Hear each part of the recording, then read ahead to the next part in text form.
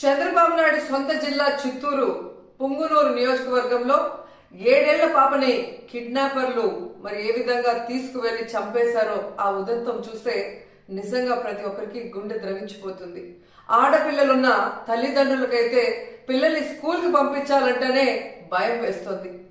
నిజంగా సొంత జిల్లాలో ఇలాంటి ఒక కిడ్నాప్ హత్య జరిగింది అంటే అది చంద్రబాబు నాయుడు గారి అసమర్థత కాదా, ఈ ప్రభుత్వం అసమర్థత కాదా అని నేను అడుగుతున్నా.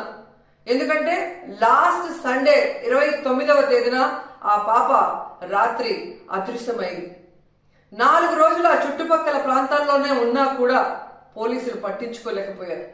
ఎందుకంటే వాళ్ళకి నిర్లక్ష్యం.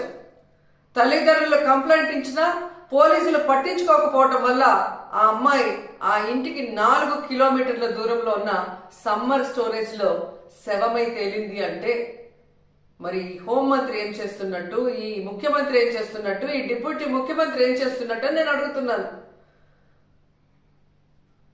ప్రజల్ని పట్టించుకోరు, ఆడవాళ్ళ భద్రత పట్టించుకోరు, చిన్న బిడ్డల్ని చంపేస్తున్నా కూడా పట్టించుకోరు. అసలు ఈ రాష్ట్రంలో ప్రభుత్వం ఉందా? పోలీసులు ఉన్నారా? అసలు ఏం చేస్తున్నారు వీళ్ళంతా మాకు అర్థం కావట్లేదు.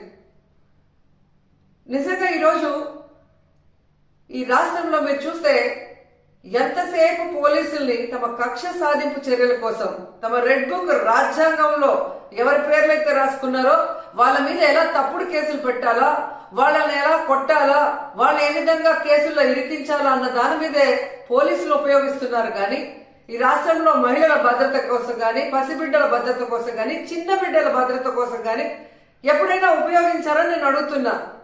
మదనపల్లిలో ఫైల్ కాలితే హెలికాప్టర్లో డీజీపీ గారిని పంపిస్తారు. కానీ ఈ రాష్ట్రంలో ఆడపిల్లల్ని కిడ్నాప్ చేసినా, చంపేసినా, రేప్ చేసినా మట్టు హెలికాప్టర్లలో డీజీపీని పంపి ఆ ఫైళ్లకు ఉన్న విలువ కూడా ఆడపిల్లలకి లేదా మీ ప్రభుత్వంలో?